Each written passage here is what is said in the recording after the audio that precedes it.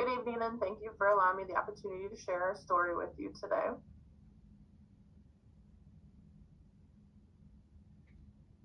My name is Lisa, and my husband John and I have been married for 7 years. I'm the bonus mom to an amazing 11-year-old boy, Noah. For as long as I can remember, becoming a mother was my calling and the one thing most important to me. But the road to motherhood was anything but easy for me. After 3 miscarriages and 1 failed intrauterine insemination, we turned to in vitro fertilization. After a successful round of IVF, we became pregnant in 2016, and we were overjoyed to learn we would be having a boy. Our son Owen was born in January 2017, and he's currently a happy, energetic, and full of sass 4-year-old. In early 2018, I suffered another miscarriage, but I knew in my heart that we were meant to have another child. We transferred a frozen embryo and became pregnant in late 2018.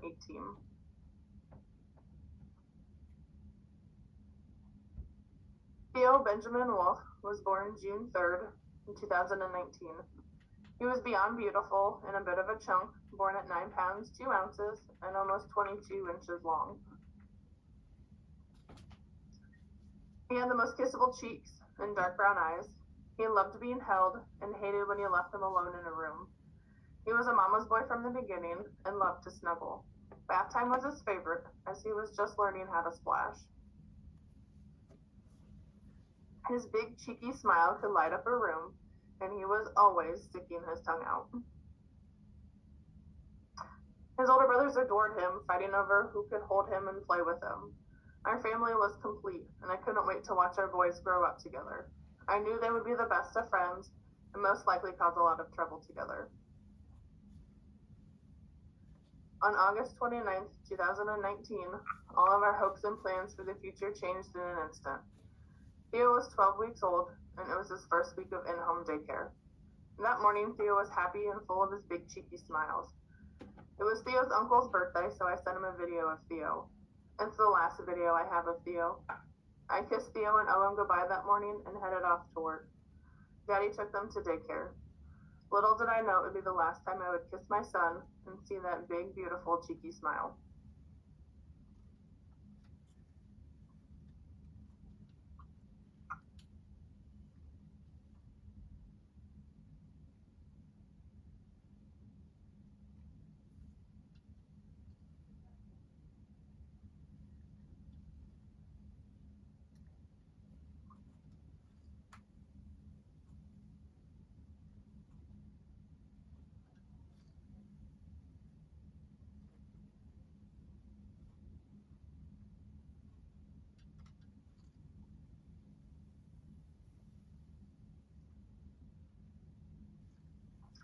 At 2:30 that afternoon, I received a call from our daycare provider that Theo wasn't breathing and EMS was currently there working on him. I immediately left work and called my husband and drove as fast as I could there. The 5-minute drive felt like an eternity. As I pulled up to the house, all I could see were fire trucks and an ambulance. My husband came out of the house, tears streaming down his face, and dropped to his knees in the yard. I screamed no and ran into the house. The sight of my infant son's lifeless body lying on the floor while paramedics performed CPR on him is indescribable. I still see this horrific scene when I close my eyes at night. I have no idea how long EMS continued to work on him until they transported him to the local hospital. Almost 2 years later, it's still a blur. It felt like an eternity that day, but I'm sure it was only a few minutes. John and I were driven to the hospital by the fire department's battalion chief. At the time, I couldn't understand why I couldn't ride in the ambulance with my son. Now I know. On the short drive, I prayed and held on to hope, and I could only focus on the sound of the siren. At the hospital, we were put into a small waiting room, and I got down on my knees to pray. This couldn't be happening to us. Shortly after, we were taken into the ER trauma room. CPR was still being performed on our beautiful boy. I was told by the doctor that they would try one more round, but he had been down for almost 40 minutes. I touched his leg, shocked at how cold it was, and begged for him to wake up. He never did. Time of death was called at 3:08 p.m. I screamed out the most gut-wrenching no and screamed it over and over. My world was shattered. All I wanted to do was hold my baby, to see his beautiful brown eyes and his big cheeky grin. As I held his lifeless body, the pumped-in air gurgled out of his lungs. A sound no mother should hear, and a sound that still haunts me to this day.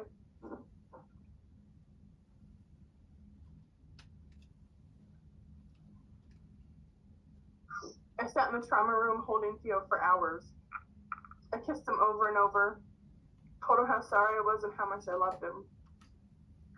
When the funeral home arrived to take him, I couldn't bring myself to hand him over. I wasn't ready to let him go. I needed more time, but there wasn't enough time in the world to prepare me for handing over my precious baby. Leaving the hospital without my baby was the most heartbreaking and empty feeling in the world. And how would I tell my boys that their brother would never be coming home? We left the hospital that night with no real answers. We only knew Theo was laid down for a nap and was found unresponsive and not breathing. How did this happen? He was dropped off at daycare happy and healthy and never came home. It was his third day of daycare the day he died.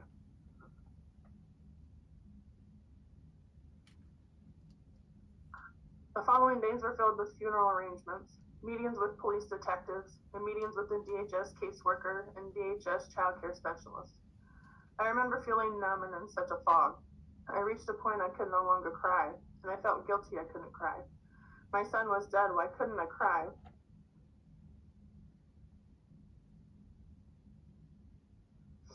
In the morning of Theo's funeral, I stood at my closet and thought, what am I supposed to wear to my son's funeral? No parent should ever have to pick out a casket for their child, funeral service music, write their child's obituary, or decide what they should wear to the child's funeral. Almost 2 years later, and I haven't worn those clothes since Theo's funeral. I really struggled leaving the funeral home after Theo's service, knowing it would be the last time I would ever see my son. I just couldn't leave him.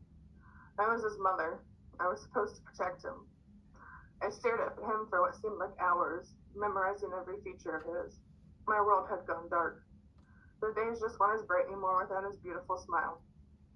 Our family was broken.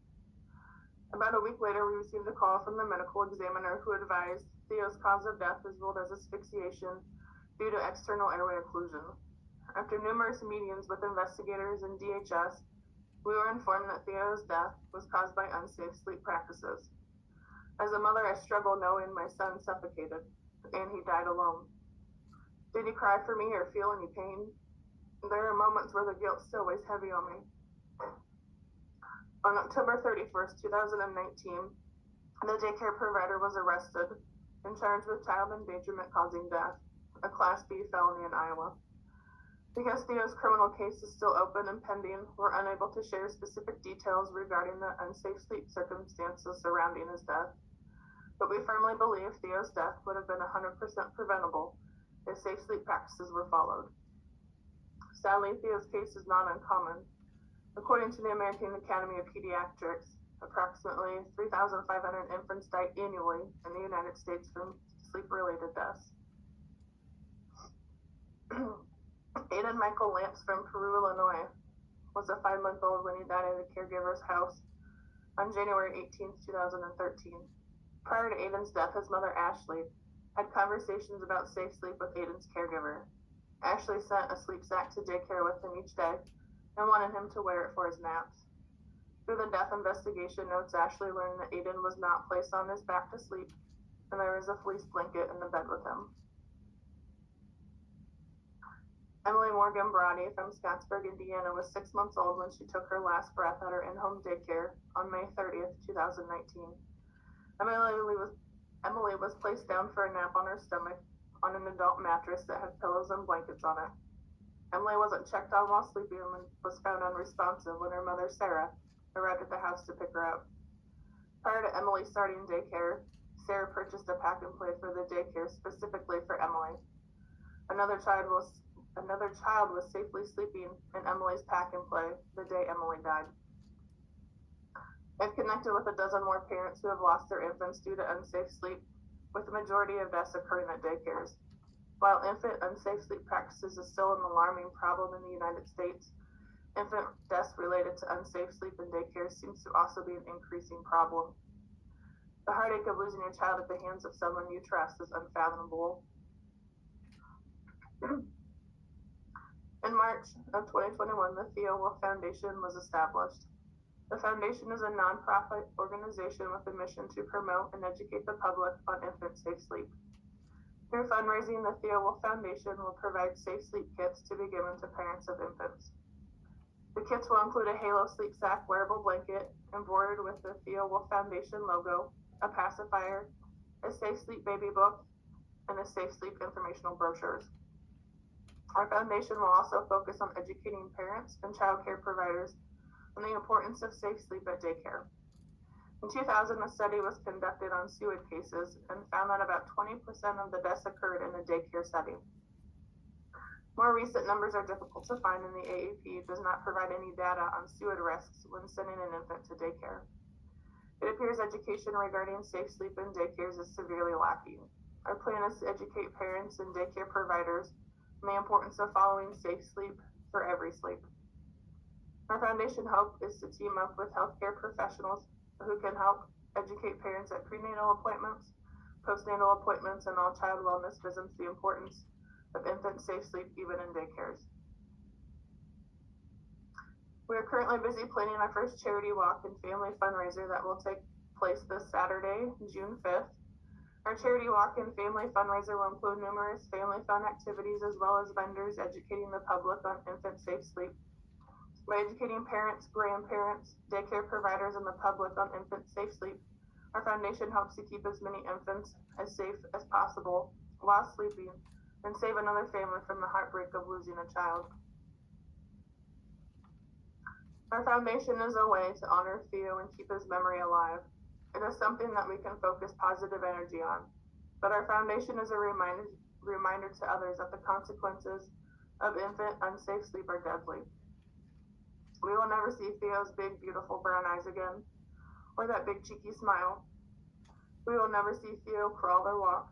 We will never know the sound of his voice or hear him say, "I love you." Theo will never have a first day of school, graduation, or get married.